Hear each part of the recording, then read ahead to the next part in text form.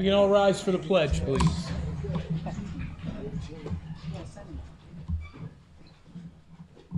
Walter, can you lead us in the pledge, sir? Pledge allegiance to the flag of the United States of America and to the republic for which it stands, one nation, under God, indivisible, with liberty and justice for all. A moment of silence for men and women in the armed forces, our first responders, our veterans, those fighting the good fight in Ukraine, those suffering from military conflict in the Middle East and worldwide. Thank you. Okay. Tonight we start with public comment. Is there anyone that would like to address the Board of Finance or Town Council? And Walter, while Diane is checking, would you like to? No. Thank you. Motion to call the Board of Finance back into session. In favor? Aye. Okay. Motion to bring the Town Council. Second. Thank you. All in favor? Aye. Thank you. Okay.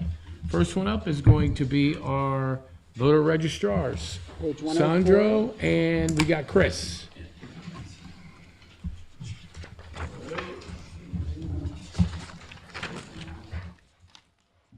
We don't have to sign this part, do we? Come on, we're not the public. 104.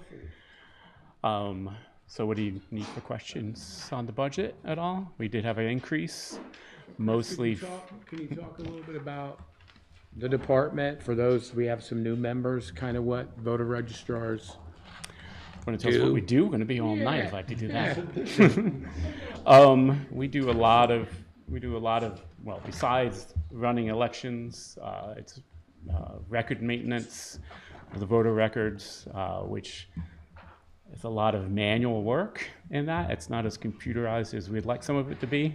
So there's a lot of man hours in that side of it. We're just about to deal with a bunch of like record storage keeping stuff that we have to purge out of our cabinets, which I'm not sure how long it's going to take. Most of it, yeah, election scheduling the employees, which is for general elections around just around 100 people.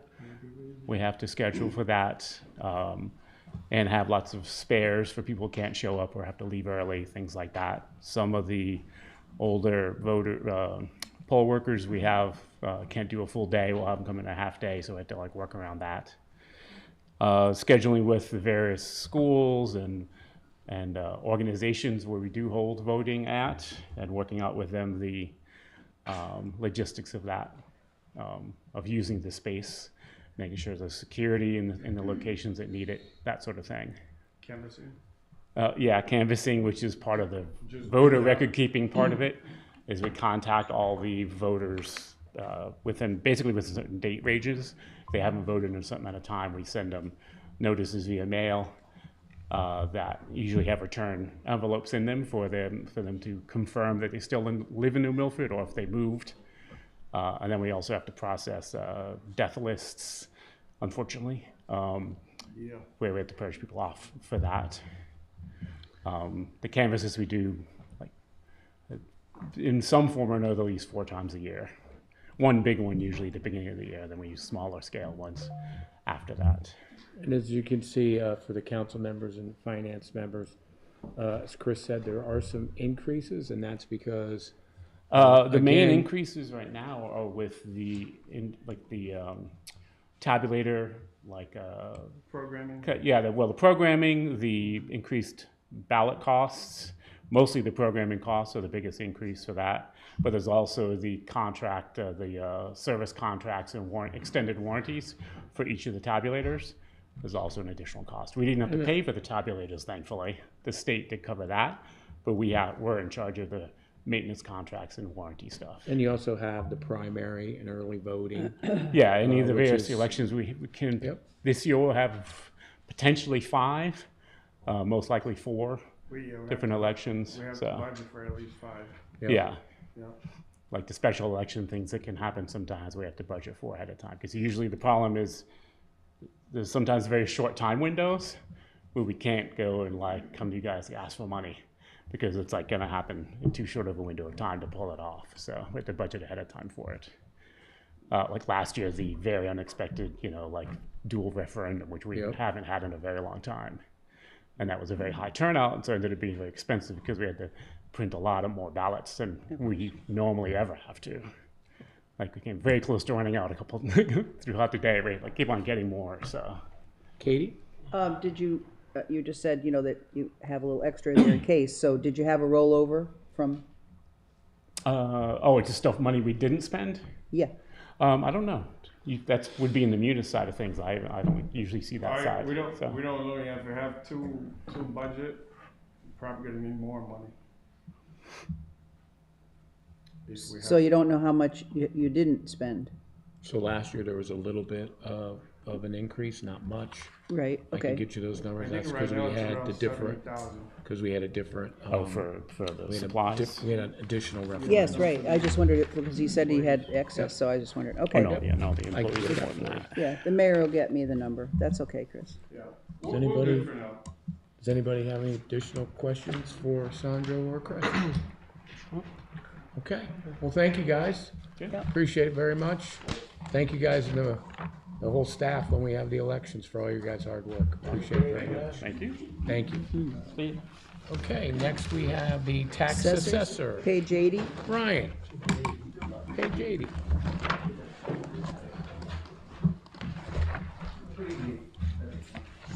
Brian Lastra, tax assessor for the town of New Milford. As many of you know, the assessor's office, our primary function is to discover, list, and value all the real estate, business, personal property, and registered motor vehicles here within the town of New Milford. And we compile what we call the grand list, which is a tabulation of all the assessments of the real estate, motor vehicles, and personal property. And then that is used to generate revenue for the town. And it represents the revenue that the town doesn't receive from the state in forms of state aid or the fees that it generates here within various departments. So approximately 80% of the revenue that's generated here in the town comes through taxes that are levied against the assessments on the grand list. So we do generate a small amount of revenue in terms of fees. These are fees that appraisers, general public will pay us for copies of maps, property record cards, and reports. So much of our data is online that we have less and less interaction with real estate professionals and the general public. They can use their computer to look up information concerning their properties or print out a map or so forth. So anyway, but we do generate a small amount of revenue. So Brian, before you move on, some people may, because you started with the revenue, that'd be page 8, and it's $300. Yeah. So, Thank you. so Brian, the expenditure side. Moving on to page 81, this is where we've listed our personnel. We have 3 members of the staff, obviously. There's myself, Mary Zullo, our technician, and Jill Kubeth, our secretary. You'll notice that, and this is pretty much the highlight of tonight's presentation, it's the fact, as you know, the town of New Milford has implemented a homestead-style exemption for New Milford resident property owners. And to date, we've processed approximately 5,600 homestead applications, or approved 5,600 homestead exemptions.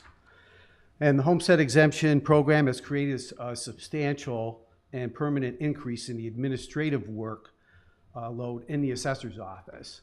The work is continuous, it's compliance-driven, it's highly labor-intensive, and cannot be absorbed within existing staffing levels without compromising statutory responsibilities and service standards. So as you can see, I'm asking for a part-time homestead clerk to basically work around 19 hours per week.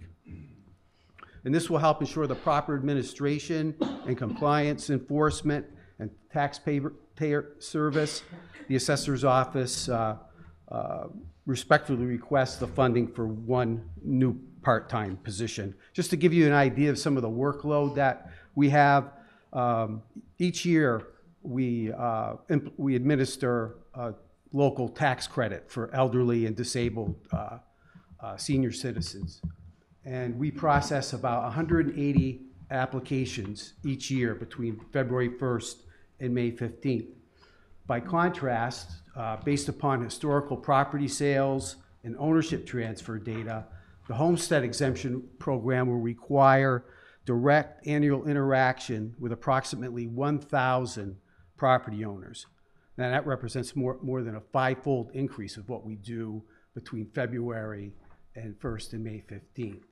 So more importantly, unlike traditional exemption programs, the homestead program requires continuous year-round monitoring and compliance enforcement rather than just that seasonal processing that we do with the elderly and the disabled.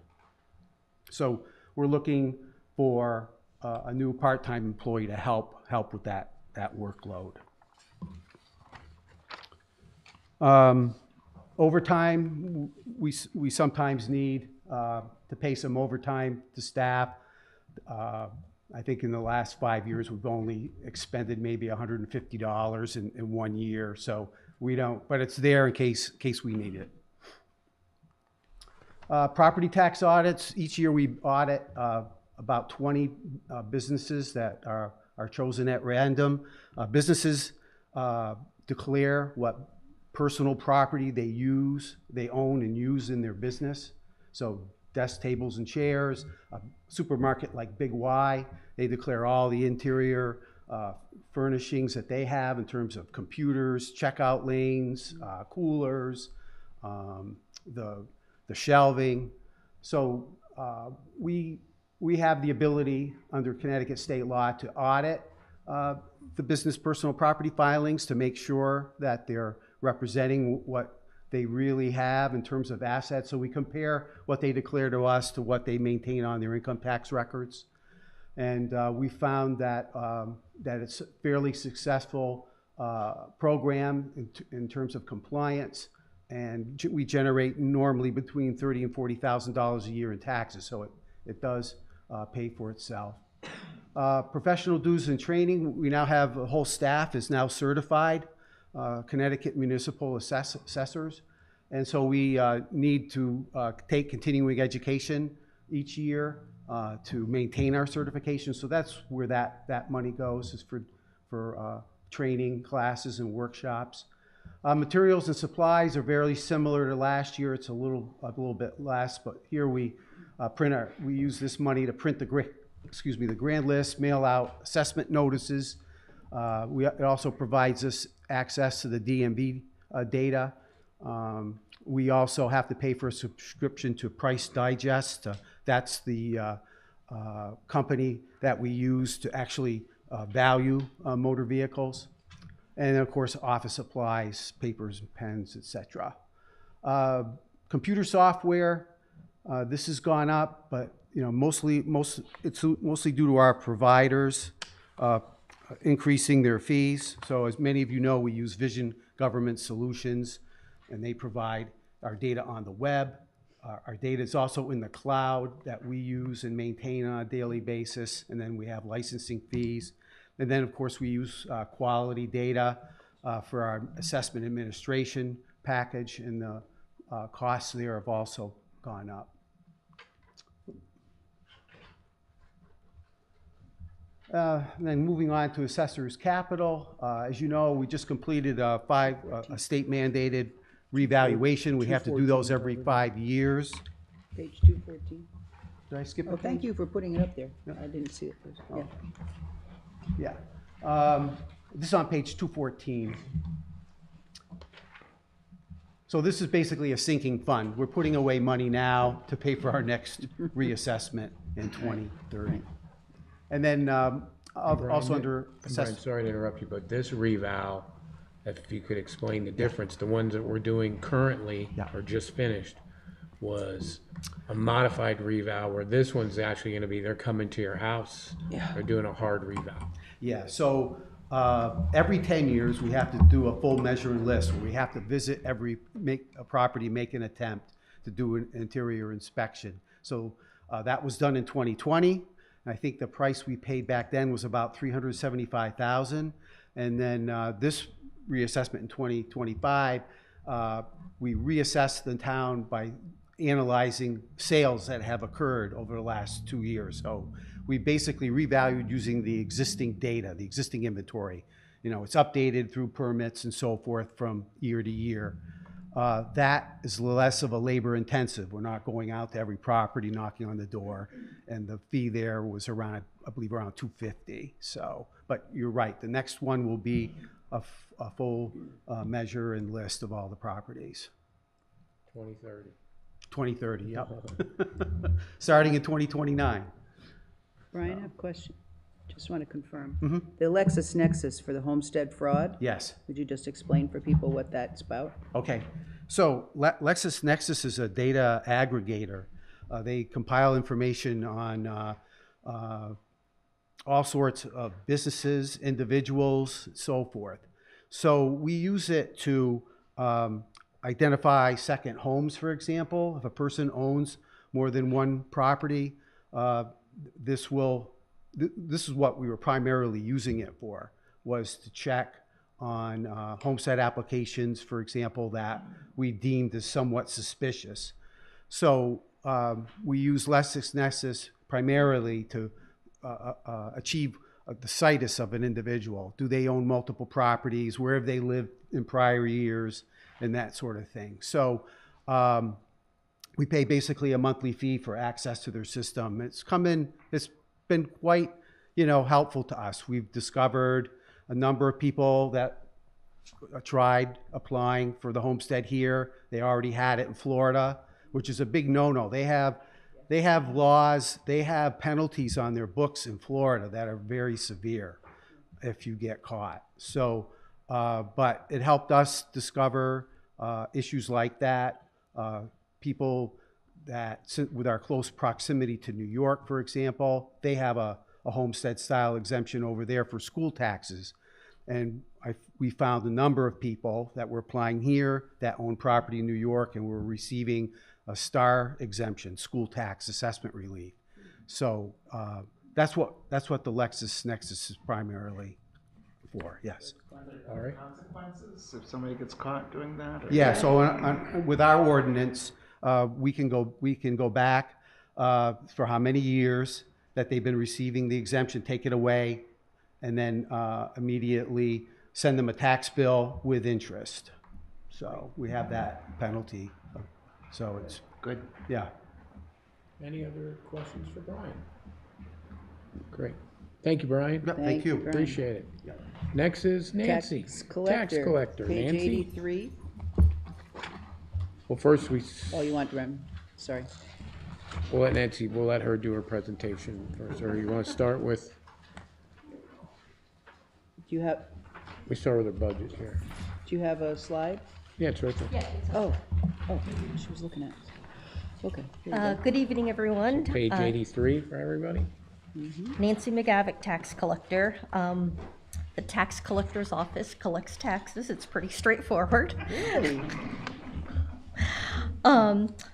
My budget has just gone up, most in the personnel line and in the materials and supplies, due to the printing of the bills and the additional postage and so forth. And other than that, it's pretty straightforward. And any questions? I have one. Katie? Are you the Board of Tax Review? No. Who's the Board of Tax Review? We have a board. I think they have a budget. Yes, they do. I'm looking at it. Yeah. That's why it happens to be right here after the collector, so I was wondering. Oh, yeah, so they're independent of me. So, they hear assessment appeals. If someone disagrees, property owner disagrees with the assessed value that we've placed on it, there's a 3-member board, they're all elected, and, yeah. It's just sort of left by itself So here. if you were to look at it as somebody looking at our appointments and elected officials, it's Board of Assessment Appeals. Appeals, yeah. not tax review. It's For, kind of for them that would be watching on TV. People are confused about that. misnomer. What's that? People get confused about that. They think it's a tax collector and they go after Brian over here. Nancy. Yeah, I see it. Nancy knocks on doors. Does anybody have any questions for Nancy? Pretty straightforward, it's up. Very- All right, thank you, Thank Nancy. you. Appreciate it. Okay, Next is the. Personnel budget. Personnel, page 93. page 93, Greg? Why don't we change this?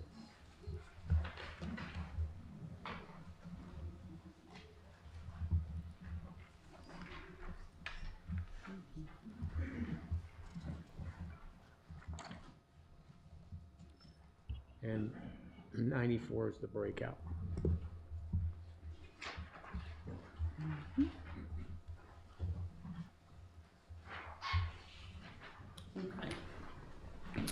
Good evening, everybody. For those who don't know me, I'm Greg Bolero. I'm the Personnel Director for the town. The Personnel Department is responsible for all human resource activities for all town departments with the exception of the Board of Education, although sometimes we do give them some support as well, especially as it relates to the pension. But we're responsible for recruitment, benefits administration, workers' compensation administration and reporting, employee relations, contract negotiations and administration, training, employee onboarding and offboarding, employee discipline, state and federal compliance tracking and reporting, and much, much more.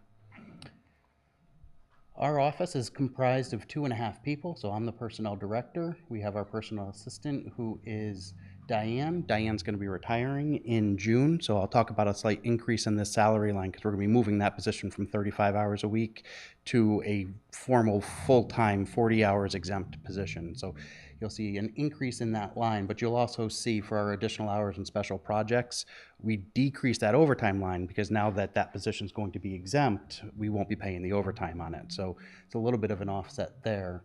And we also have our office coordinator, which is split with the fire marshal. That's Marchin, who's here today. So those are our salaries. And the other expense that we really have is going to be our supplies. We've got tuition reimbursement, which we keep flat, materials and supplies. This is up $800. It was actually a reduction of $500 from the initial request. I had a training laptop that we were able to put into this year's budget, so we were able to take that money and back that out. So I appreciate the help with that, Mayor. And then we also have our ID printer, which now it requires maintenance, but the police department's going to be getting all new badges next year. So congratulations on that, and I'm looking forward to helping you with that. But we have to buy the printer, ribbon, all the supplies, the cleaning, the maintenance, as well as the actual IDs. So that's why we have the increase in that line. The recruitment expense, we use Indeed a lot for our positions. Indeed has actually changed their policy. So now you only have 3 positions that you can post per month for free, and we're gonna have to pay for, additional postings. This $500 increase will help offset that cost. Drug and alcohol testing, we can keep flat. Safety committee, we can also keep flat. Our EAP and wellness program, that's an increase of $2,000. The council and those that are watching, the EAP, Yep. how our employees have really used that. And, Absolutely. it's part of wellness program that we had. Exactly. And so this fund also does our retirement benefits, et cetera. But our EAP program, and we extend the EAP benefits to all full-time employees as well as all part-time employees. And this also includes their immediate family members. I am really pleased to report the town of New Milford has the best utilization. And people will think of EAP as, oh, this is going to be employee counseling and emotional support. That is definitely one aspect of it.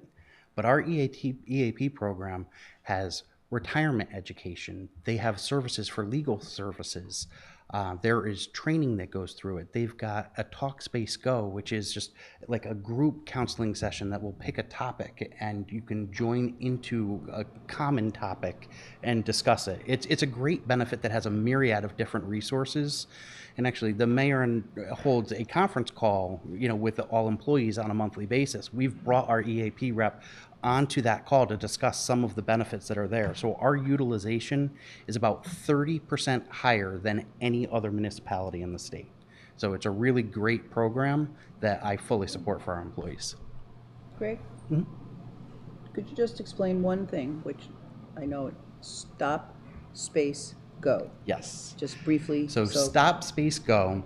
What that is, so each month, EAP or the stop, space, go will pick a topic, right? And it could be, you know, problems with teen children, right? And they will open up a portal where they will have a counselor in this portal and multiple people, and everybody is completely anonymous, but you're able to talk about what you're going through and talk with other people so that you can kind of relate to other people, right? So if you've got a teen who's struggling with substance abuse, right? Well, you're now going into a portal where you might have 15, 20, even 100 other people that may have the same problem, and a counselor there that might have some advice. Or you may have people in this that have just gone through it and have some suggestions for how to cope with that. And that is just one example of what the topics could be. And this is, at this point, it is a person that's there. It is. And going forward, not too far away, will be an AI It could be. counselor. Yes. Yeah, well, a lot of these types of things, they have been going to that. But they do give an option at this point. I guess it'll probably be a while before it's all AI. But that is an excellent, excellent program. And I'm it's glad also it's being used. Yeah, and also because of the way that we offer this benefit, it is free for our employees and their families. So there is no cost for them to participate, where if you were to be doing this outside, there would be a contribution to it. So for the town to be able to offer this benefit, it is a great wellness benefit. Thanks for explaining. Any, Yeah. Is it town-specific, or can other towns kind of join into the conversation? For the Talkspace Go? Yeah. So anybody that is enrolled in Talkspace Go, it doesn't even have to be for a municipality, right? So people from any walk of life can join into this service. We're able to get it for the town and get people enrolled. But because of the way that it is set up, if people are joining Talkspace Go, it can be from the private sector, it can be from public sector, and it doesn't even have to be from Connecticut. So it's a really unique benefit. Well, that's interesting. And then my other question is, what is the Saturday group orientation? So what we do for our part-time and seasonal help, because we hired a little over, 197 part-time seasonal employees? Over about 120, sorry. So with the summer camp help, instead of trying to get them piecemeal in over, the process of, February through June, we'll hold a Saturday orientation, bring in all 20 lifeguards, do the orientation in one shot, and it'll be done. So we've been doing this for the last couple of years, and it'll take us about an hour and a half, 2 hours, but we get all of the paperwork. And that way, if there's an anomaly, somebody didn't bring their driver's license or, any of the identification, now we're chasing one person instead of 20 lifeguards, and then you've got your camp directors, you've got the camp counselors, you've got the camp staff. So with all of that hiring, we try to do those in group orientations, just so that one, time-wise getting it done, but from an organizational standpoint as well. any other questions? Greg? Thank you, Greg. Good job. Good job. Okay. Bye, Greg. Next Now, is the fire departments. fire departments. Page 120. Well, it's a lot of pages, but Yep. start with 120, Yep. because there's a lot of firemen. We'll start with Water Witch.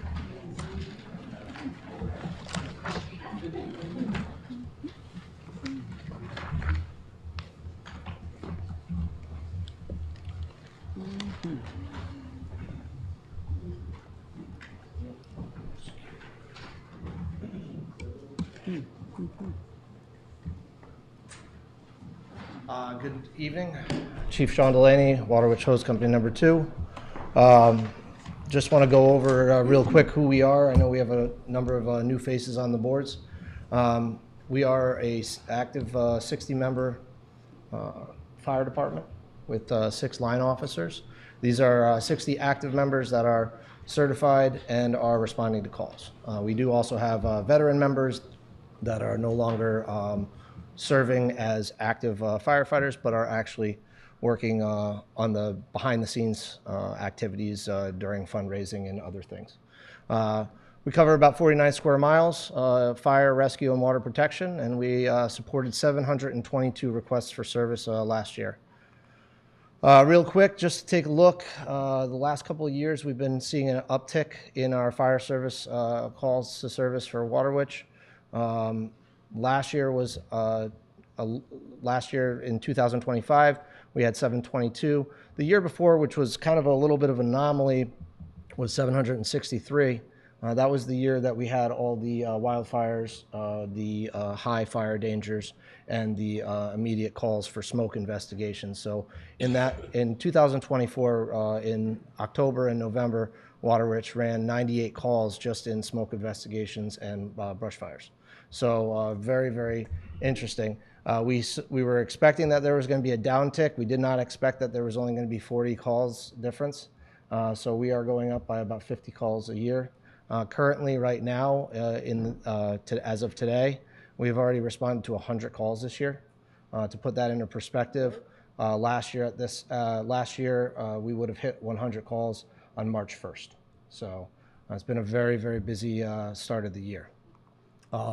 Real quick, just by the numbers, this is what we do, and this is how we're progressing. 263 fire alarms last year, 100 motor vehicle accidents, 38 carbon monoxides. We also respond out mutual aid for the ambulance in support of them during lift assists and other cardiac events. So 37 calls to that. We went mutual aid outside of this town 30 different times to assist other supporting departments. That is as far off as Avon and as close by as Brookfield and the other supports. We also do a slew of other different caveats, as you see: natural gas leaks, open burns, our structure fires. We had 13 structure fires last year. We also had water rescues and water emergencies on the lake, as well as in the Housatonic, for a total of 722. Our average response is 4 minutes and 30 seconds to the scene. We are averaging 2 officers and 11 firefighters per call. Our busiest time of the day is between 10 and 11 o'clock a.m. and 4 and 6 p.m. And last year, 47% of our calls actually ended up being between that hour of 9 and 5. So that's almost 50% of our calls are when our volunteers are actually working. So it's an amazing task to have that high a number. We have an ever-changing town, and I've said it before. I've said it during our Lanesville discussions. We have over 300 units proposed for condos. We see all the different areas. Those are going to be, those obviously increase the calls. The development of Route 7 corridor is going to continue. As our population and our businesses increase, so do our calls. So we have an uptick. We also have increase of traffic, which is increases hours on the roadway. This year, our budget request is $277,000. It's about a 10% increase from last year. And real quick, to go over the line by lines, where do we see the differences? Our line item for our DOT and our physicals, we have since changed hands to work with Nuvance Occupational Medicine. So we did take a pretty big hit by going to them. They are a little more expensive. But they do give us basically a constant medical branch of our department. So we can get our guys physically certified, but then if our guys do have any other types of issues throughout the year, we can refer them to different resources during that time frame. Other than that, we've gone down on some of our line items. We also do have our Engine 19, which is coming up for replacement. We're going to be expecting delivery this year.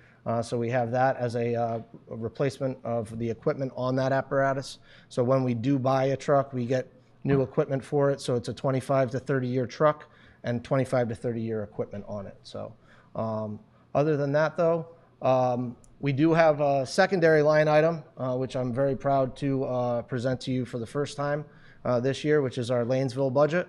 Lanesville will be opening up hopefully by the June, July timeframe. J.A. Rosa Construction is doing a phenomenal job on increasing the footprint of that building. This is our preliminary based on estimates done by our architects and engineers on electric, heating, and different costs. Those are going to be pretty much it's pretty much the same amount that we asked for last year. So we're not looking at a major difference. The only difference to this budget in yellow is what we worked out with the DOT, the DPW, as well as the Parks and Rec. The DPW will be taking on the lawn services, the annual sprinkler testing, and the snow removal for the facility. So that does not come into our budget. And then in talking with Jack Healy, we were also able to take and move that $5,800 over to the DPW side. So they'll be actually doing the cleaning in the firehouse too. That is a weekly cleaning. That's not every day. So our guys still clean the firehouse. We still have pride in the facility. It's just once over on a weekly basis that the facility services will come in and give it a cleaning. So really, one of the best things that we have this year that I can report to you is in 2025, we signed on 8 brand new firefighters. These are new firefighters to the line. As many of you guys have heard in the news, there is a great drought in recruitment and retention for firefighters. We have 8 brand new firefighters currently in their probationary year. We have 7 new firefighters going through their candidacy process right now. That is the next generation of our fire department. So we have 15 new firefighters coming in. What that means, though, is that means I have to put gear on them, I have to train them, and that is our responsibility to give them the best of the best. A set of gear right now is running about $5,000 per person. So if you understand where we are, we still have to keep all of those other guys geared up and trained as well. Our increase in annual costs and our other Engine 19. So that's the reason for the increase. Real quick, what do we have to look forward to? We have the Lanesville substation opening. It's going to be a major benefit to the town and to the south end of town. We have a lot of new faces, a lot of positive attitudes. We're going to see an additional call volume. The affordable housing 830G is going to put a lot of stress on our department. I can guarantee it. So there's going to be a lot more and a lot more call volume in our town. We are still continuing the push for recruitment and retention. As always, I will always 100% say this right up in front of everybody. Any Wednesday or Sunday that any community-minded individual would like to stop by our firehouse, take a look at our firehouse, and see if it's a place for them to hang out and give back to the community, I invite every single person to do so. So it's a phenomenal time. We will still be at the fires, we will still be at the events, and you'll still see the red fire trucks at any community involvement that we can put ourselves out for. There are 3 needs that I continue to talk about every year that I come in. Tower 25 replacement. We are on the 6th year of the tower. Let me just put this in 110% clarity. The tower cost $1.3 million, and we received a $1 million grant from FEMA. It is now valued at $2.2 million, 6 years. So in another 19 years, when we need to actually take and put this back up, it is going to be a lot of money. We do not have a capital expenditure plan for this apparatus. The tower has always been funded through finding a way, okay? The tower, that big 110-foot tower ladder that we have. The hook and ladder. Yeah, the ladder. So, It's the only one in town. it is the only one in town. Departments do not have a ladder truck. We rely solely on them to come to us. And this also plays into our ISO ratings that we are continually we are 100% right now at a class 3 ISO, and that's the best of the best for a fully volunteer organization. We are one of 1,500 departments or towns in the country that has a volunteer organization that is ISO class 3. So this is one of our big struggles, is to keep us above that line and keep that insurance cost low to everybody. In 2027 and 2029, I'm going to be looking for replacement of our SCBA's. 15 years ago, we got a grant from FEMA for $450,000. I don't know if we're going to be able to get that this year. I'm going to try. We have taken and on an annual basis, we have squirreled away some money. The SCBA replacement 3 packs, that $20,000 that went up to $25,000, we have put some of that money away. That is our squirreling. Okay, by the time that I'm ready to start looking at purchases, I'm going to have about $190,000 out there. hold your breath, because we have to purchase 41 packs and roughly about $11,000 a pack. So it is a very, very expensive cost. So we are going to be working on a FEMA grant jointly with Brookfield. We've already started working on it. But as you know, the government was shut down. They have not even allocated or released any of the 2025 awards. So our 2026 packet for application hasn't even come out yet. So it's going to push that schedule. The other thing is the support of our townwide capital apparatus. As always, each of the 3 departments has a schedule. We work on a regular basis together to do that, and we need as much support as we can. As you all know, and you've all seen with Richard Blumenthal in the news, as well as the federal government, we have seen an extraordinary increase in the cost of fire apparatus, something that we cannot cover just in annual cost of living inflation, okay? An apparatus that once cost us $385,000 3 years ago, we are now going to be getting with engine 19 at $689,000. All right, so we can't cover that. That's one of those things. So I really appreciate it. I thank you guys for your support. I'm going to, if you have any questions, I'm going to hand it over to Chief Street and Chief Williamson. Before you walk away, Yes. there's something that people are always astounded about this, but we have all these volunteers that have been doing this for years. And what is the wait when one of your firefighters puts on all the gear, gets in the truck, of course, you know, he's got the coat, the pants, the hat, comes out, puts on all that other stuff. What's the weight that Probably- they carry as they go into the fire? As they go into the fire, probably about 40 or 45 pounds with all the... How much? 45 pounds with all the equipment and everything else. 45 pounds. And Depends they on what they're doing. Go up, go down, get on a Go up, ladder, down, yeah. walk in and out of the truck. Yeah. And we've been very, very fortunate. Mayor Bass has allowed us to work with the town at the town's gym. So a lot of our guys utilize the town gym for the personnel to keep our health and wellness up as well. So Well, I appreciate that, whatever they do, all of you, thank you. that you're doing it. Thank you Because it very could much. be my house, you know, could be anybody. Thank you. The presentation? Yeah, they have that. Yep. Any other questions for Chief Shaw? Chief, thank you. Thank you. Thank you. Next is Gailersville. Chief. Good evening, everybody. For those of you that don't know me, I'm Chief David Williamson. Got 39 years up in Gailersville. This is my 13th year as chief. I took a 4-year hiatus and was president.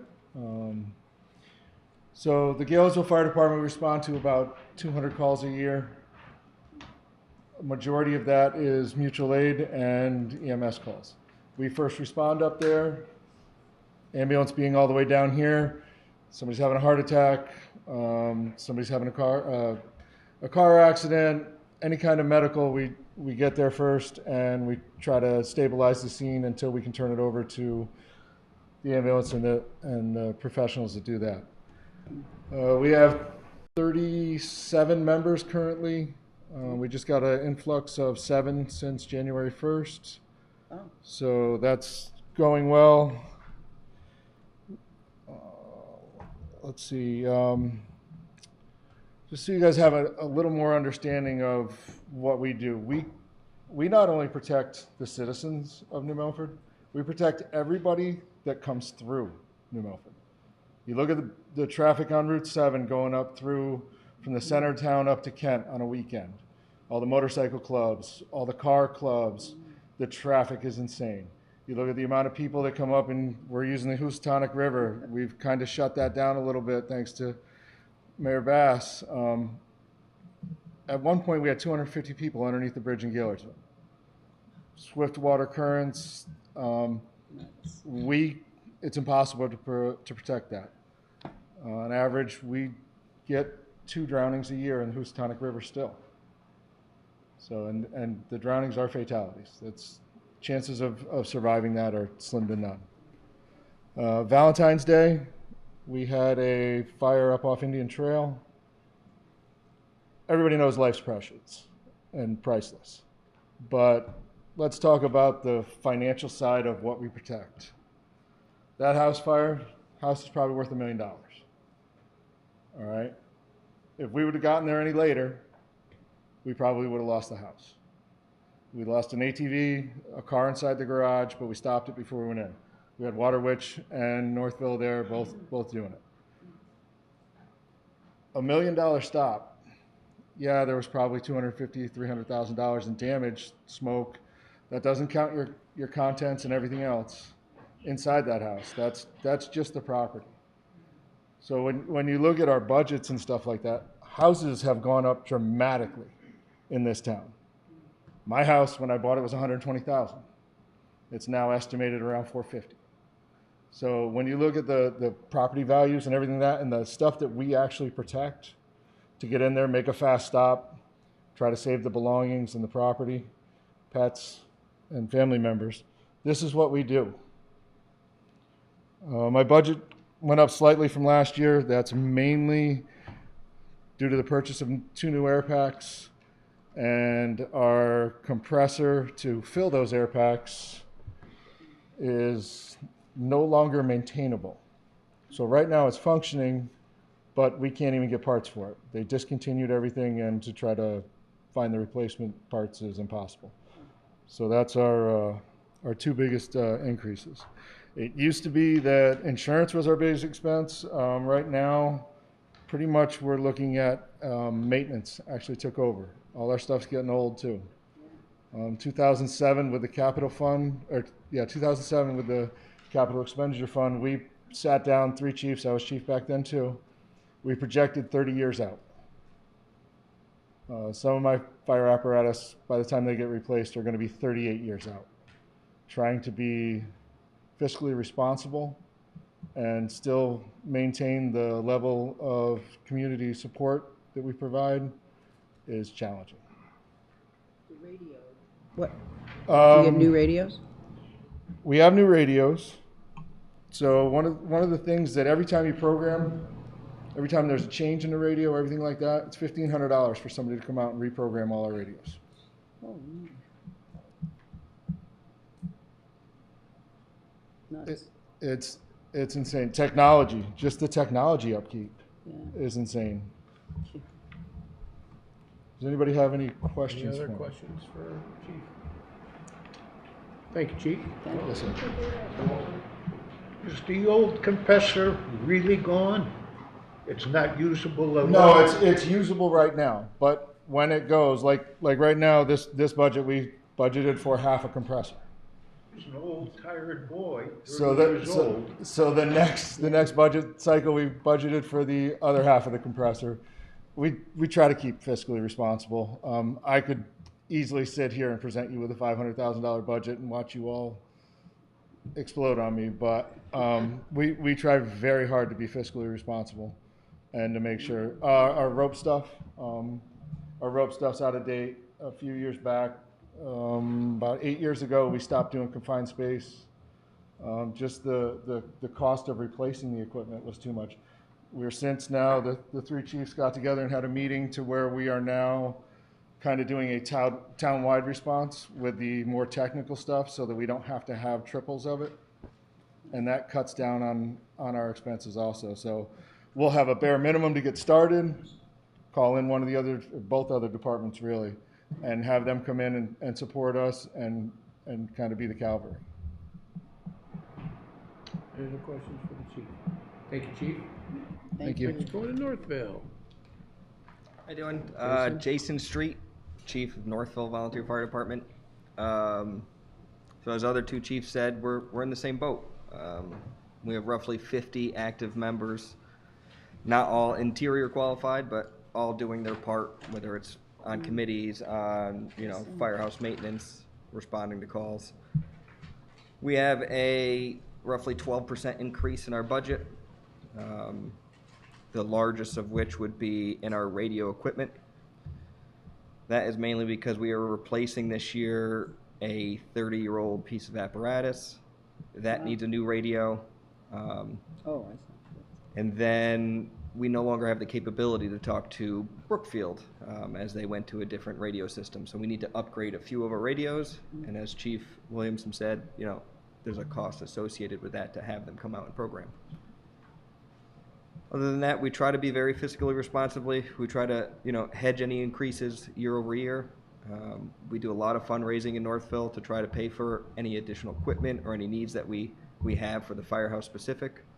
We budget out, through our fundraising, how to replace, the driveway or the roof or the windows, and, really try to just ask for basics through our budget. I have a question. Katie? Hose testing, do you do that like sort of in a rotational? Because I Has- see, ha- has to one be year done it's yearly. something and then, oh, okay. So it's 9,000, So the cost of this went up as well. And in hose testing, we also have air testing and ladder testing. So that's I all see. of our required testing we put in that same category. okay. Hey, Chief, thank you for doing such a great job. How many calls do you get a year? We average right around 200 calls. Around 200? Anybody else have any questions for Chief? How many you guys do you have in Northville? We have roughly 50 I shouldn't say guys, because I know there's. guys, girls. I- We also run a junior program. Yes, so we do take 14-year-olds up to 18 before they But can your come. total is that? We have 50. Great. Any other questions for the Chief? Thank you, guys. Thank you, guys. Thanks very Thank you. much. Next Ambulance. is the ambulance. 139. Donna?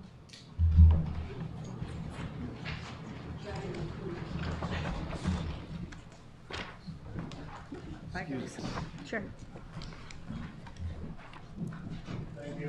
Thank you. Thank you, gentlemen. guys. Okay. Okay. Good evening, everyone.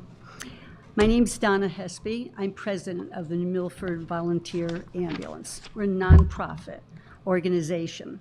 I have two of my buddies with me here, Pam Spitzer, our treasurer, and Arnie Mice, who is the operations manager. We are celebrating our 97th anniversary this year. Hard to believe, but we've been around for 97 years. We cover the whole town of New Milford, so that's about 65 square miles. Currently, we have a total of 4 ambulances. We have 3 Sprinter vans, and we have one of the large box ambulances. We have 2 medic fly cars. We're hoping to take possession of a new Sprinter van this summer to replace one that's now 11 years old. Currently, we have 2 paid crews on 24/7 and a medic in one of the fly cars. And the medic is on 12 hours a day from 7 a.m. to 7 p.m. That's the biggest use of our medic, we've decided on that particular time. During the day, we run 1 BLS, which is a basic level, which has 2 EMTs in one of the ambulances. And then the other one is an ALS, an advanced, that has 1 EMT and 1 medic. At night, we have both our ambulances staffed, and they're staffed with ALS, 1 medic, 1 EMT. And we did that because no matter what's going on in town, no matter what crew goes where, there's a medic in it, because we do not have that medic in the fly car. Volunteers are scarce. The time that is needed to devote for training, being in good standing, going to the monthly meetings, and just people find it hard to commit. You have to be recertified every 2 years. You have to be CPR, and it goes on and on and on, all the protocols and everything. So it's just getting tougher and tougher. Right now, we don't have any new people at all. We've tried, we've done a volunteer signs and everything. We've put it on Facebook. And the people we get basically are a lot of, I'll say, to me, they're kids. They come and it's part of the whole college program. They need to belong, community service, so they try and join us so they have that check mark for their college application. So we don't get them very long. Okay, having our own paramedic for our town definitely was the right choice. Our citizens are covered by our EMS service with the staffing we have. There's no gaps. If there is a third call and the crews can't clear up in time, we have a mutual aid agreement with Brookfield. They will send up if we need a medic or if we need an actual car. We do the same for them. It has worked out very, very well. The medic is also able to help staff a third call. And when Arnie's in during the day, during the week, he also can jump in, and that's how we can cover that third ambulance.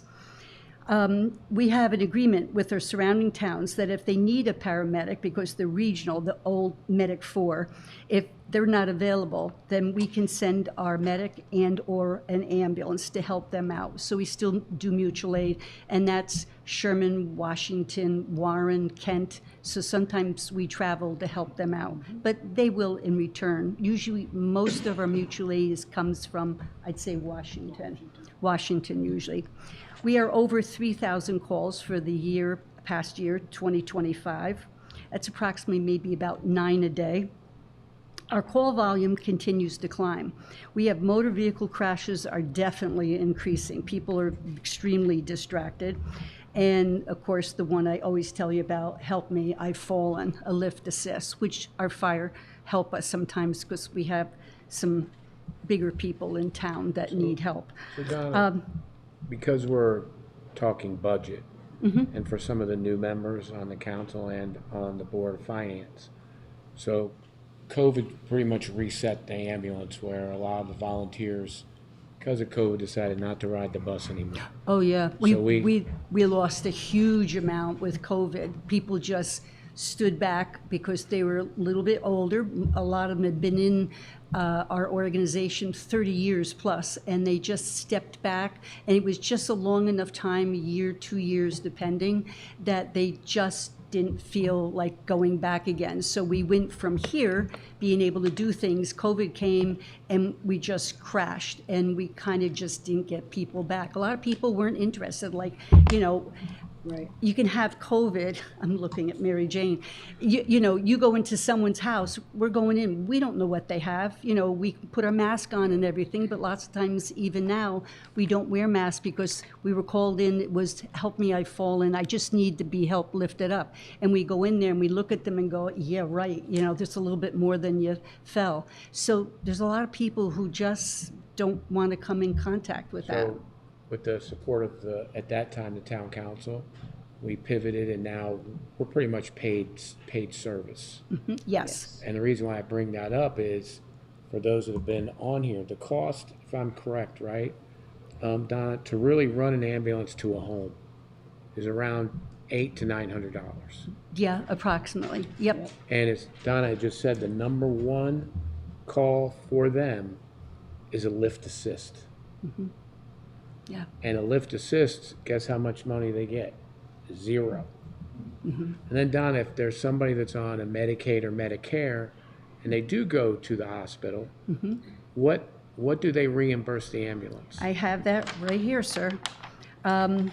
We have, let's do it this way, 63% of our calls are Medicare. Okay, with 15% being Medicaid. 80% of our call volume is, I call, a lost business. There's just nothing there. This might seem like a wow factor, but when the state tells us that we have to bill, they set the billing amount for everyone. We can't do a penny more, we can't do a penny less, okay? A regular call is $980. Medicare pays $494, and Medicaid pays $352. So you can see, it's like, we have to bill them, but we know that's all we're gonna get. We don't even get half of it. And the reason why I bring that up is if you just take a look at the numbers of calls to service, that Donna was saying, over 2,000. If you just take the numerator, 63%, right?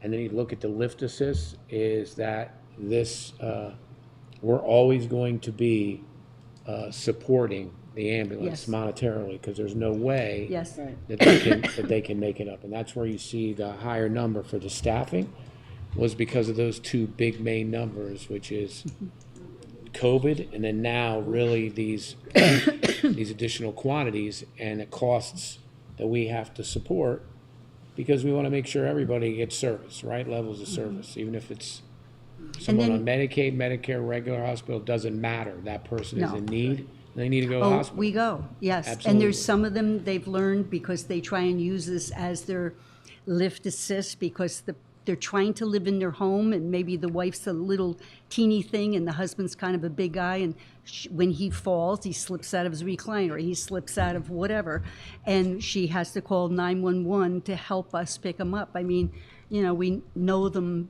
by name. We know the color of their bathrooms. I mean, you know, on some of them, you know, we just do. But of course we go. And sometimes if they don't let us take like vitals and stuff, then we definitely, it's just a free call. Walter? How about the aging population in New Milford? It's just going up and up. I mean, it's amazing, and everyone's trying to stay in their houses. We see it when we go to the houses. You know, you take a deep breath and you know they're just hanging on by a thread living in that house. It's not as warm as it should be. You know, you can just tell. You can just tell. It's kind of, it is sad a lot of the times. Walter? Yeah, just two questions real quick. One, does private insurance pay you enough to meet the states? Private insurance, it's very small. Well, if you do 63 and 15, that's what's left for private. But that also is no pay, you know? So, and, you know, if the people don't have anything, it goes to our billing company, and they try and bill them. But, you know, you can't get blood out of a stone. So that's another short end, too. It's rare that we have someone that has full insurance. The ones that are good are like Medicare, and they also have a supplemental, United, as everybody knows United. And then we're okay on that one. How's the trend going? Still going up for the Medicare, Medicaid? Oh yeah, there's just a lot of older people in New Milford. I was just asking Arnie, he's from Winstead, and I said, do you have, and he's also, there's a lot of older people around, thank God. I appreciate that. Thank God. I kind of like that, you know? But, okay, I'm sorry, did you want anything else, Pete? I was just going to say, Don, I was going to ask the chiefs, but they had left, but just for people on the new council. So we had the American Relief Funds, of which we were able to help requests for the ambulance and the fire and the police. How beneficial was that for your department? Oh, it was extremely beneficial. I mean, we were able to replace a lot of, do you remember exactly what some of the equipment was? Okay. It was everything. That's a solid answer. I mean, we did. We got equipment. We got. Yep. And you got Arnie. Yes. We got a lot of things. Yeah. But the downside is we got all that then, and guess what? The life of a lot of the equipment is only 5 to 7 years. So guess what? Everything we got, all of a sudden now we need it again. So what we've started to do is kind of do, like they were talking about capital, we're doing that little bit a year to try and build up and hope we can catch up, you know, in time. Our billing company billed, just so you have an idea, $2,932,156. That's a lot of money, right? But we only received $1,255,248 because of Medicare and Medicaid. I hate to beat that up, but our expenses, staffing, medical supplies, fuel, equipment, maintenance contracts, purchasing of new equipment is supplemented by the budget we have with the town. If town didn't give us this, we would be in a really bad way.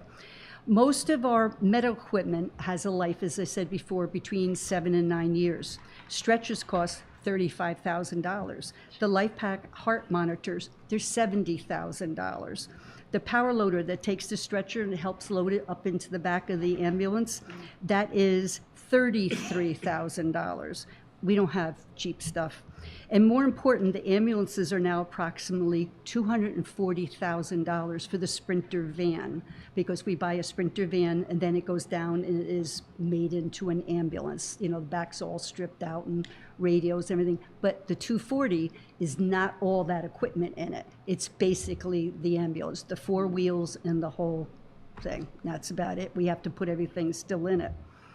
And this is, I put a blurb and I said, if anybody happens to have, you know, a spare ambulance like in your back pocket. Now would be the time to offer it up, you know, we'd like that. But anyway, our repair bill keeps going up because our equipment is getting older. You got to remember, our ambulances aren't sitting. They're out, in and out constantly, all kinds of weather. It doesn't matter if it's snowing, we've got a snowstorm, we're going out. You know, we've got our studded snows on or whatever, because we've got to get wherever. And the town has been super, and the fire department too, in helping us. We've had to call and have them plow the road because they hadn't been plowed yet, and we've got someone that's fallen and hit their head or something. And thank God the town has been really good that way. We just call and they're right there. And so lots of times we have the fire. Sometimes we can't get the patient from the house. This happened again not that long ago. They actually had to put the patient, I don't know, did they put him on the Stokes basket from the fire department? You've all seen that. And they kind of let him down the front hill because there was no way anybody could get to the house. And that was the safest way to get the person down to the bottom of the hill. So we do a little bit of everything in our business. That's been fun. Another thing I'd just like to say, and this is kind of exciting, I'd let the residents of Milford know that New Milford Ambulance has been working diligently to get a very significant program developed, and with New Milford Ambulance leading the way in this area. Whole blood transfusions, a new approach. We've been working with Nuvance to get this established. We're almost at the finish line, almost, and getting it up and running. We had to do extensive planning, obtaining medical director authorization, coordinating with blood banks, acquiring necessary equipment, paramedic training. But for individuals experiencing life-threatening bleeding, every single minute is crucial. Now, using this whole blood transfusion in the field allows us to deliver hospital-level care immediately. We don't have to put them in the ambulance, cross our fingers, and drive really fast to the hospital and hope they can hold on. Because sometimes when it comes to your bleeding out, that's about where you got going. So we're honored to be the first in the greater New Milford area that's going to offer this service. It demonstrates leadership and a commitment to provide the highest standard of emergency medical care for our community. We're very proud of that. And it's not signed, sealed, and stamped yet, but it's very exciting. Oh, that's going to be amazing. It really and truly is. EMS is changing constantly. New protocols, new regulations, it changes all year long. The state requires it and isn't being funded by them. They tell us what we have to do. So it falls to us to take the courses, for instance, domestic abuse counseling, suicide prevention, human trafficking, and then we have to buy assorted different pieces of equipment. In addition, our crews have had to prepare for active shooter scenarios through training, and we had to go and get equipment, et cetera, to prepare them for all that. So, as always, we thank you for your time in letting me present our budget requests to you and explain any of our concerns. And if you have any questions, we'll be glad to take them. Any other questions for Donna? Clarification. Paul? It's over 3,000 calls that we do, and the equipment 5 to 7 years is not what it lasts, but it is what the vendor allows us to use it for. After that time frame, the vendor says we will no longer maintain it. So now you have a piece of medical equipment that you have the potential of something going wrong, and then you're on the hook alone. The vendor is no longer on the hook with you. So just to clarify, 5 years sounds a little short, but it's not our definition of time frame. Yeah, It is and vendor's the heart time. monitors, the $70,000, trust me, they're not, you don't buy a $200 plug-in thing. It's like they're thousands of dollars. So a big expense of ours is maintenance contracts. Any problems over the ambulance barn? Building- Over there? No. Building is okay? But No problems? but I hate to break this to you. Somewhere along the line, not in the too near future, one of the things they're telling us that right now we have people, of course, 4 people at night because they're on call. They sleep. We have 2 bunk rooms. We used to have 2 to a room. It was easy. Now they said, you can only have 1 person in a room. So we have 2 bunk rooms, and right now we have 2 beds in our training room, that one sleeps on one end and one sleeps on the other end. So somewhere in there, we're going to have to do some kind of a change to that. So that's coming. I'm sorry, Jane. I just have a question. If you're going to give a blood transfusion in the field, how do you type and cross? I mean, before you... Arnie? It's only negative or positive, so it does not require that, and that is part of most programs. Yep. It's exciting to me. I'm glad I'm not doing it. I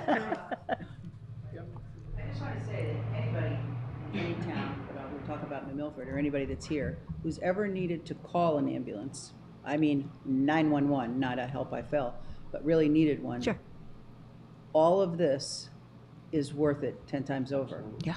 Because I had recently had to do that, and it was snowing, kept snowing. People were falling on the ice. The truck couldn't get in the driveway, but they did it, and it was, you know, what would we have done without it? Yeah. So They're very dedicated when they do it. You know, that call goes Absolutely. out.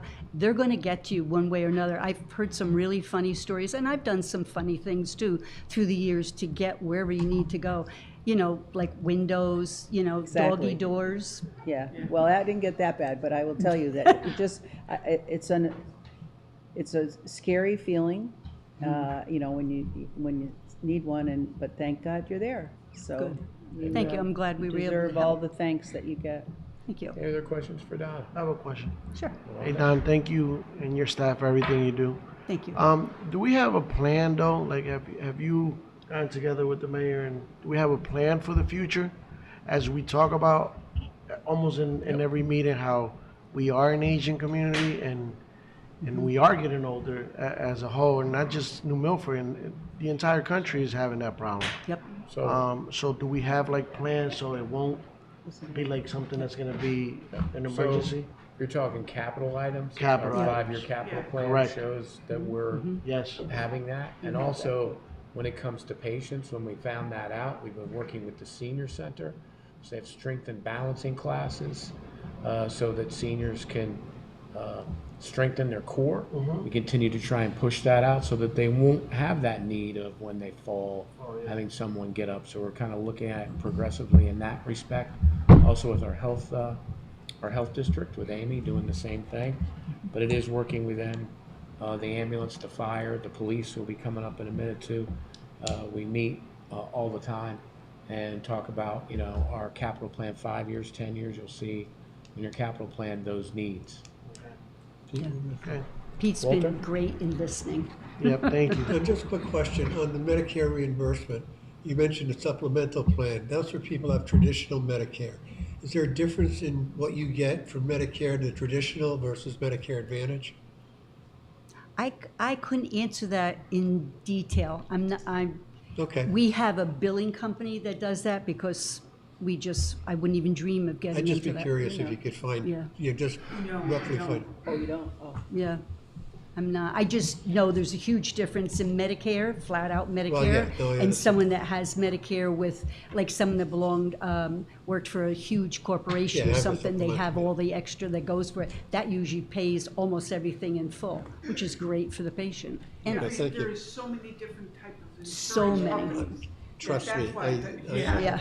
I know Medicare very well. It's advantages and disadvantages. Yep. Any other questions for Donna in the group? Thank you, Donna. Thank you so much. Appreciate it, guys. Thank you. Thanks for listening to us. And Next is the finally, police department. Chief? 108, everybody. One of the many We do papers. have some revenue. Yes, we do. You have your revenue book. Yep. And going to the revenue real quick while the chief is gearing up. That's page 18.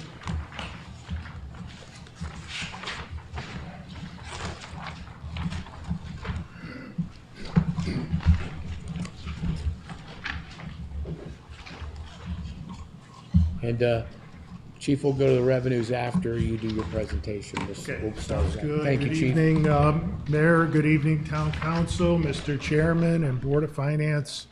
Thank you for having us here today. We're very proud to be here, and I'm very proud to be representing the fine men and women of the New Milford Police Department. Tonight I have with me my command staff, and we couldn't be so successful without them. As you can see, they've got this under control, and we're working together as a team.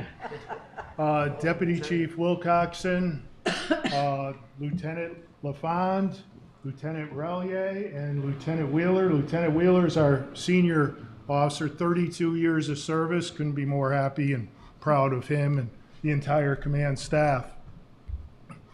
So happy to be here this evening, and I can't believe the progress the ambulance corps continues to make. And we're so proud to work with them, as we're proud to work with our fine fire department friends. We've been working together as a team. We've been coming together more and more for what's best for our community. Very happy to be here tonight to discuss our budget and also tell you some of the successes we've had in the previous year because of the budget funding that you provide us and the community provides us. My goal is to provide a budget, and a reasonable budget, that provides quality services for our community. The community expects and deserves these quality services. We also have a responsibility to our officers. Our officers deserve proper training and proper equipment and support so they can do their job safely. It's a very dangerous job, and we want to give them what they need to do their job. Now, we want to do all of this, obviously, in a fiscally responsible manner. The budget's our plan. It's our plan for public safety and service to our community. It allows us to operate in a manner to keep crime in check, to address concerns of the community, for example, traffic safety, to address drugs in our community, help those who need it, and then also arrest those who are selling it. We also are very concerned about the safety of our children in our neighborhoods, in our parks, in our schools. But we know that we can't do it alone, and I've said this before. Community policing is the cornerstone of what we do. We work with the community. We work with all aspects of the community, whether it's at a citizen police academy, a coffee with a cop, whether it's a car seat program or cadet program, or our community outreach officer. We're always looking to improve how we better connect with our community. We say that we want to get to know our community before they need us. Our staff works very hard every day, often in very dangerous conditions, and we just want to show you some of the things that our officers do day in and day out, and some of the things, all of the things, that our budget supports.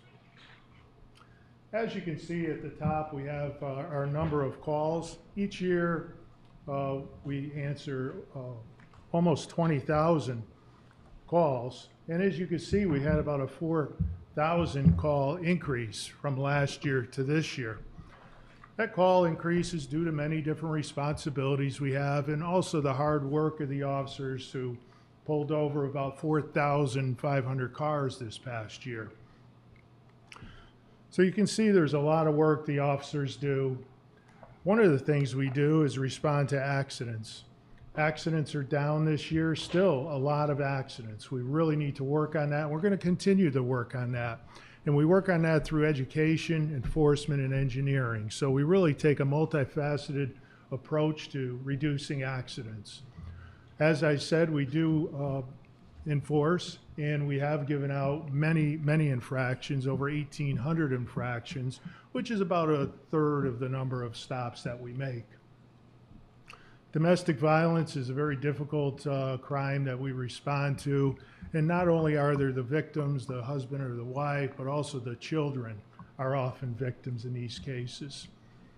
Children are very important to us, and in the schools we have school security officers and school resource officers, and they work with the youth agency in what was once called the Juvenile Review Board and is now called the Youth Diversionary Team.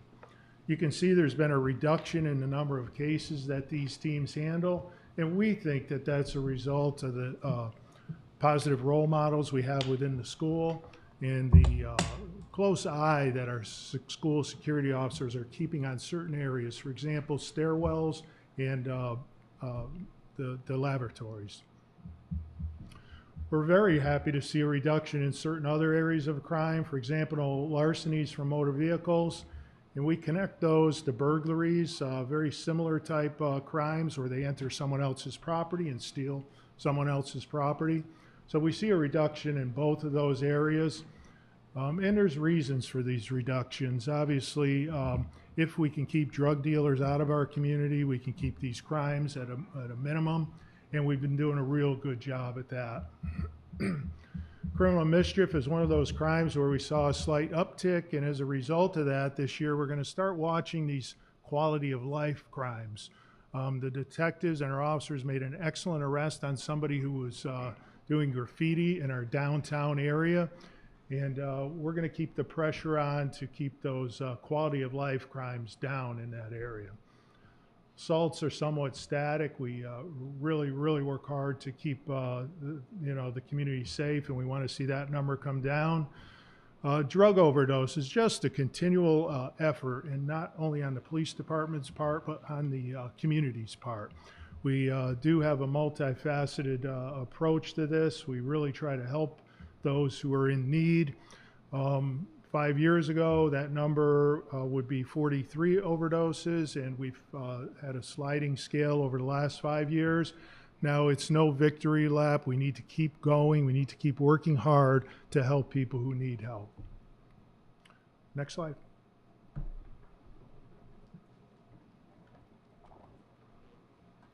Okay, this is a very important slide related to our budget because a lot of what we do involves budget avoidance. And Lieutenant LaFond is our administrative lieutenant, and he works with administration of grants, and he does a fine job not only with the administration of those grants and the proper deployment, but also in gaining these grants each year. Lieutenant LaFond? Sure. Good evening, thank you. As Chief said, I do administer the grants. This slide has to do with specifically traffic grants, and there is some statistics there, and I know the Chief will go over motor vehicle stops in general. Obviously, we get the message. We know traffic in New Milford is one of the highest priorities our agency oversees.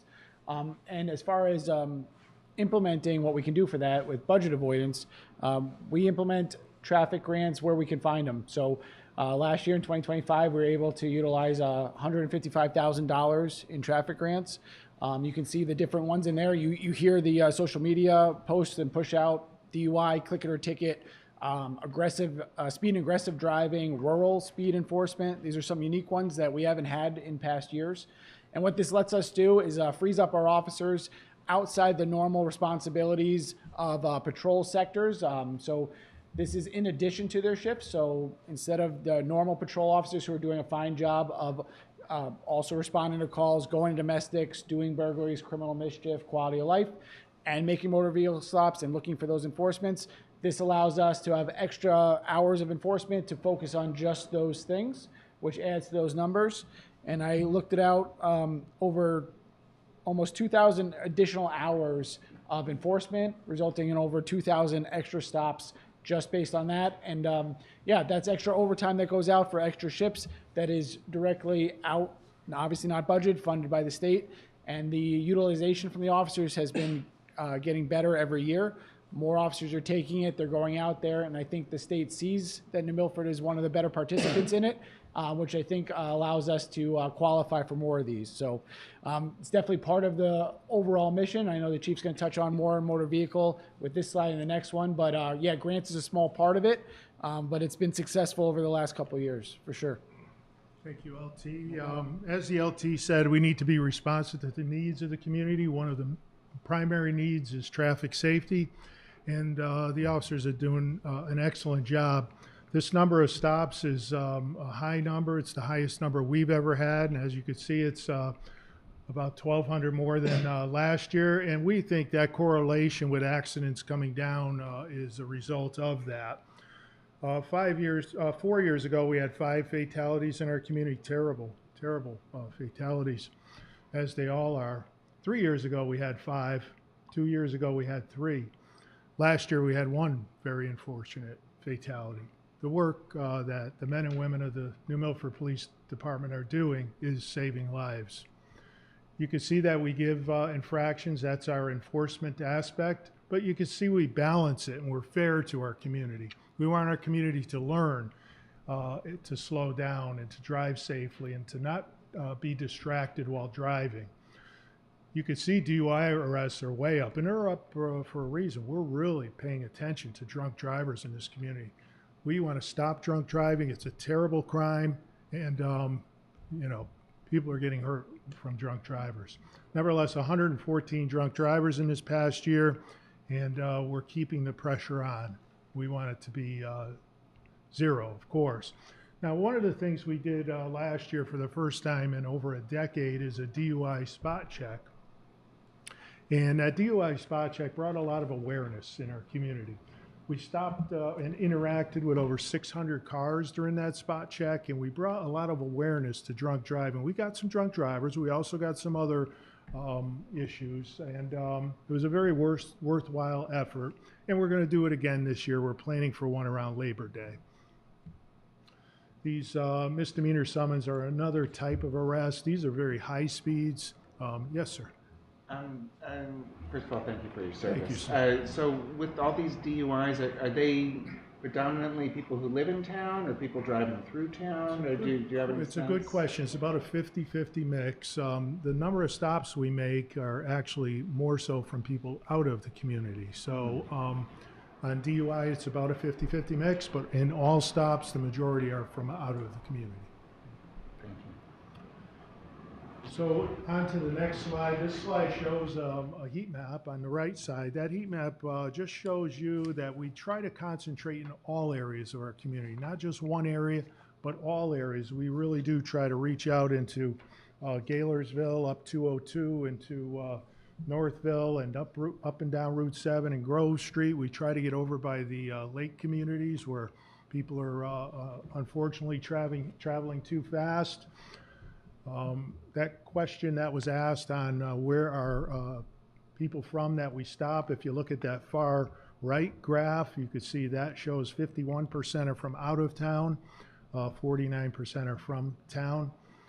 The bottom line graph concerns me because you could see this 15-year-old age group at the beginning, and then that spikes right up at 18. So we got 18-year-olds to 21-year-olds who are obviously very new drivers, sometimes very distracted drivers, and basically youthful drivers that we really want to prevent from having an accident. Where are the elderly on that? The elderly are way down here, and you can see that that line declines the older you get. So I think the more experienced drivers do. I must just be running around with all those that are Right, too old to be driving. they do a better job of not getting pulled over, I guess. But, Yeah, maybe that's it. Yeah. But nevertheless, important data that we consider often because we want to determine how best to deploy our traffic enforcement staff. And we also want to know where we have to focus to kind of reduce accidents most. Okay. Here we have highlights of our great year. We had a lot going on this year, and these are just a few highlights, but I wanted to highlight the officers, and I wanted to highlight the good work they do within our community. In the top left, that's our Officer of the Year, Officer Palmer. He's a 20-year veteran. He's a military veteran. He's an attorney. He's done an excellent job for us. You're going to see a video shortly of him and another officer actually saving a family from real harm. You can see in the middle, we're hiring new officers, and you know, right now we're down 2 officers. We had 2 recent retirements, so we're in the process of hiring to replace them. But we're on a continual basis hiring new officers. We have new sergeants moving into the mix, so our senior sergeants are retiring. Our new officers are bringing forth new ideas. And we're very happy to work with the community. We have a toy drive every year, as you can see in the bottom middle. Off to the left, St. Baldrick's, we really support cancer research and do a fundraiser for that. Down in the bottom right, for the first time, we had a female self-defense program, really well received and really important for us to connect with that aspect of our community. Now, the deputy chief has been really helpful in hiring, and I want the deputy to come up and just discuss the hiring process real briefly. As the Chief mentioned, we have a pretty robust hiring process. It's a lot different. It's changed a lot over the last few decades. Chief and I have both been doing this over 30 years, and when we started, you would generally have a pool of 400 candidates come to one test on one day, and they take 3 or 4 police officers. But as you saw, the fire chiefs and the ambulance corps and the military, for that matter, it just doesn't work that way anymore. The pool is a lot smaller. And so what we are doing is we are focusing on a smaller pool and being more agile, to use a business term, and try and pick the best of the best and move a lot faster. Where we used to have a testing process and you'd rank those 400 candidates and they would stay on that pool for a year or 2, and you would pluck people off there as openings happened. We're actually anticipating those openings ahead of time, years in advance. We can see when people are getting ready to retire, reach year 25. And we've been working with the personnel department. So what we're doing, instead of putting someone on a list and keeping them waiting, we basically bring them in for an oral board right away. If they pass an oral board, they can go right on to meet the chief. If it meets the chief, we also incorporate a ride-along so that our officers can interact with that candidate right up front, and we can get feedback from our own officers immediately. And then it takes generally probably about 90 days on most cases after that, because you have to do a background investigation, a polygraph, psychological, medical testing, and we lose a fair number of folks from there. But what I can say is we're definitely in front of the power curve. There are some agencies in the state of Connecticut that are short well over 100 officers, and as the chief says, we're down 2 to retirements, all anticipated, and I can say that we already have a total of 4 in the pool right now with more interviews tomorrow. So we're being very proactive, and I appreciate the ability of the personnel department to help us out and push us through the process very quickly. Thank you, Deb. Thanks. I have a question. What did you mean by the all aboard? What happens then? Excuse me? All aboard, is that what you said? All aboard pizza. No, it takes a time. So unlike a civilian getting hired after you get your interview, you know, usually within a week or 2, you get a thumbs up, thumbs down, or you go on to another interview. But to onboard or get someone all aboard on a police department, you have to do a background test, background check. So they get a thick packet. They have to fill out a whole bunch of questions. Their neighbors are interviewed, usually their family members. Their references are all checked. Their credits checked. Police, FBI, fingerprinting, all has to be done. Then after that, they would have to go to a polygraph, and that is done through contractors within the state that are approved by the state of Connecticut and licensed to do polygraphs. If they pass that polygraph result then has to go on to a psychologist, and they go for usually a 2-hour interview with the psychologist, and you don't know what you don't know about someone, despite all that intensive background investigation, and they'll give a thumbs up, thumbs down. There's usually several boxes that they'll check, and if they pass that, then we send them along to the medical through the personnel department, and if they pass the medical, then they're hired. So it's a lot more intensive. It's much like the military, how long the process takes to get through to actually, get someone on board. I'm glad I asked. It's really comprehensive. Thank you. It is. Yeah. Thank you. Thanks. And the DEP gave you the short answer. So, but nevertheless, you can see it is a process, an arduous process, and we refuse to lower our standards. So we're only looking to hire excellence. In this next slide, I want to just point out a lot of our successes. This is just a very small portion of our successes in the last year. We are a very safe community. Our crime rates are down. We don't have a lot of violent crime. And we are ranked 5th safest town in Connecticut. We're very proud of the work the officers do to maintain those low crime rates within our community. We're also letting the public know that we're very concerned with their safety, and we always want to provide better safety for them, especially at large events. So, our community is growing. Our community also likes to involve the community in different large events. So, for example, the Memorial Day Parade or the fireworks or these rock the block situations, we recognize that there's certain potential there, and we're doing a better job to address that. We're doing a better job with intelligence gathering before the event and during the event. we're doing a better job with deployment of our staff and just managing the large crowds. We're also very proud of the new badges that we have got this year. 2 years ago, we were given the money from the council to get these badges. Very proud. They're individualized badges and very focused on New Milford. They also have our badge numbers on them, so we're more identifiable, where in the past we didn't have that. Chief, So, that was a requirement by Yep. the new law. Yep, so if we go back to the Accountability Act, that was to make sure that we were very identifiable to the public, not only with our names, but with a badge number. And we were very happy to comply with that, and we're very proud of the badge that we worked as a team to develop. Active shooter training is something we do every year. We are at the run stage, and we are working with the fire departments and the medics, and it's amazing teamwork. And if it happens, or if anything similar to things that happen around the country happen here, we are going to be able to react. We don't have our head in the sand. We realize it could happen here, and we as emergency response personnel, fire, police, and medics work together.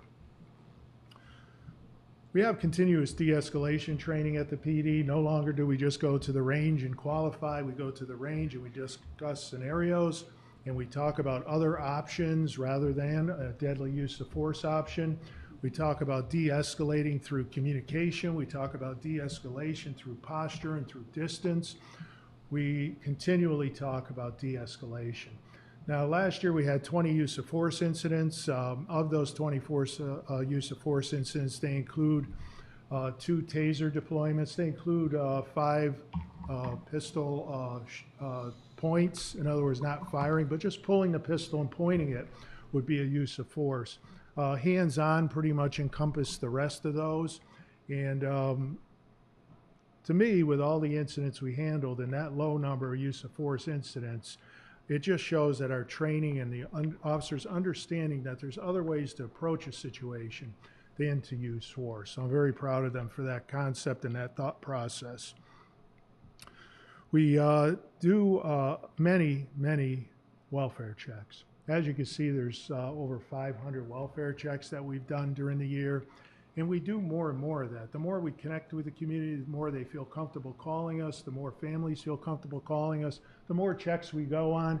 In the last week, we've had 2 saves with officers just going knocking on the door because someone called them concerned about a neighbor, and there were 2 saves. That was, of course, in conjunction with our excellent medics.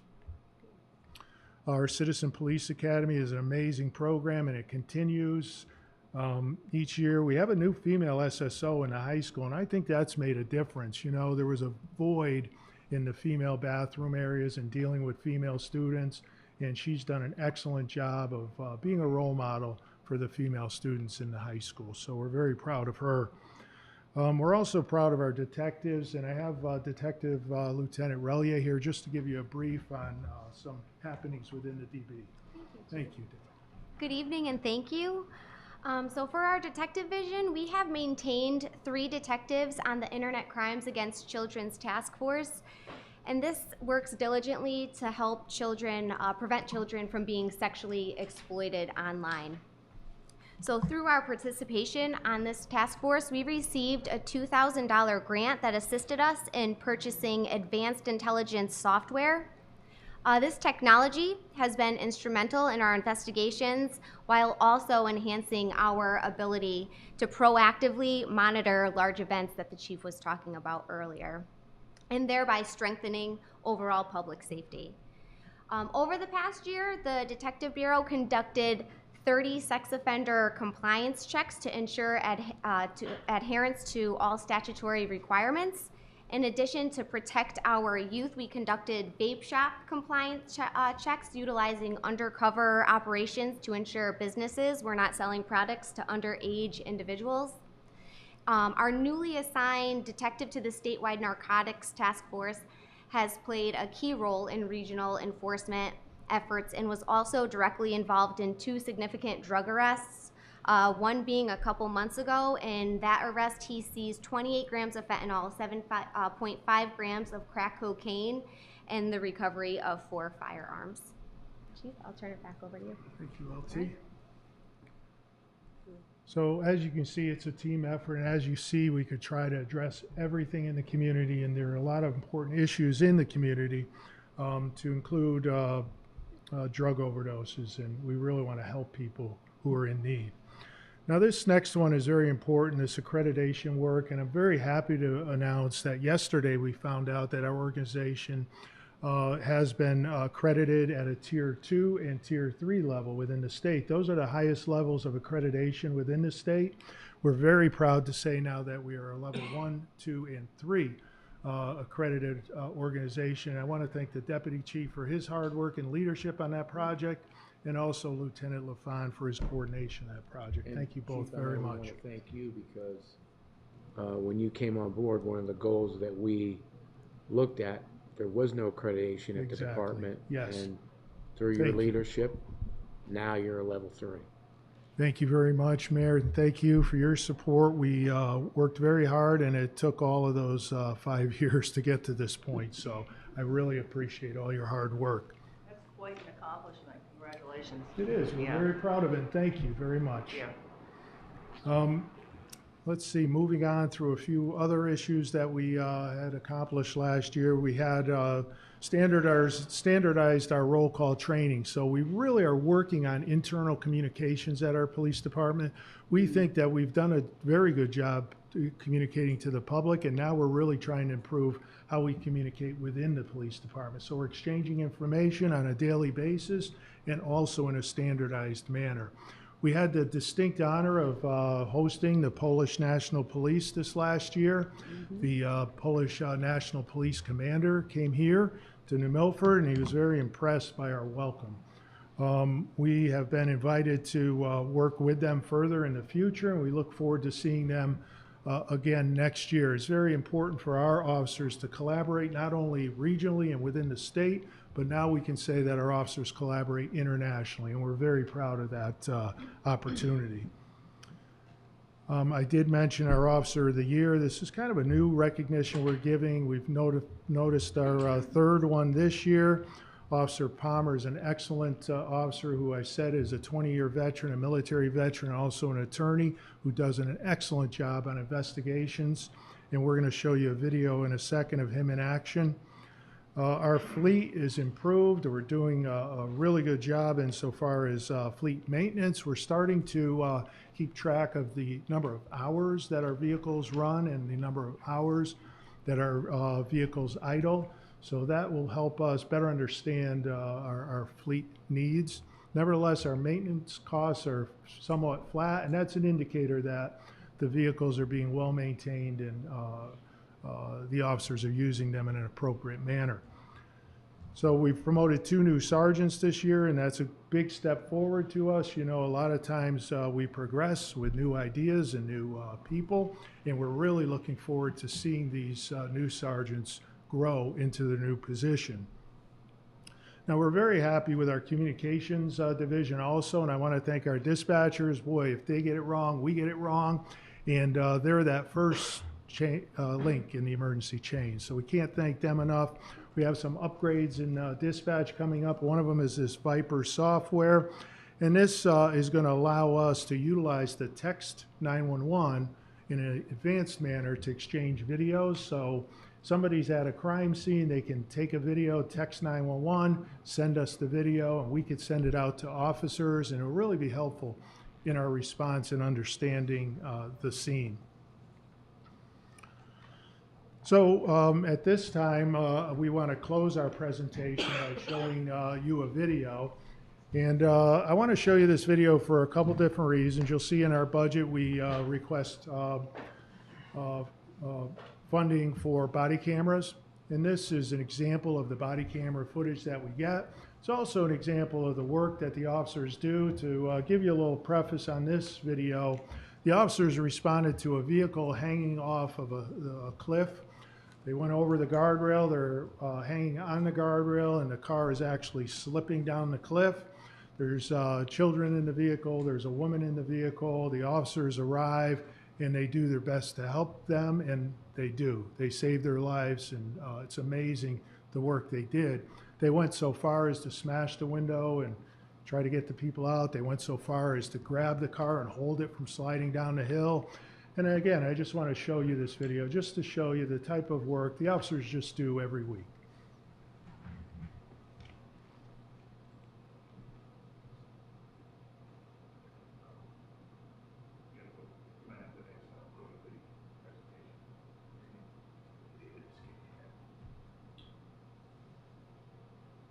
Oops.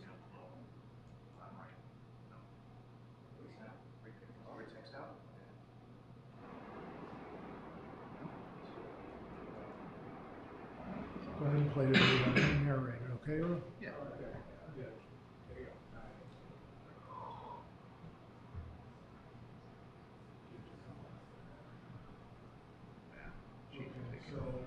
There you go. Try that one. I can hear it. Earl, could you enlarge the video? This was in New Milford, Chief? Yes. This happened in New Milford? Yes.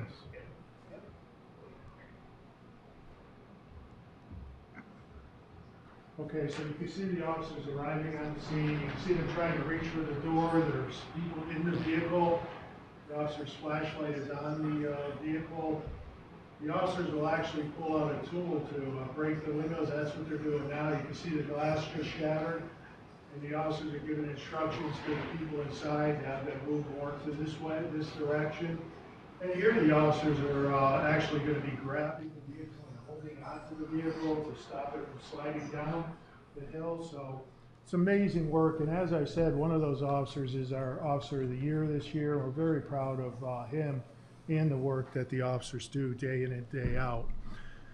I want to thank you all. Thank you for this opportunity. We appreciate the opportunity to come and tell you the hard work the officers do, but also the work that is supported by the budget. The budget really is our plan, and we really appreciate you being considerate of the asks. Walter? Yes, sir. Just two quick questions, Chief. The body cams are just visual, they don't have audio?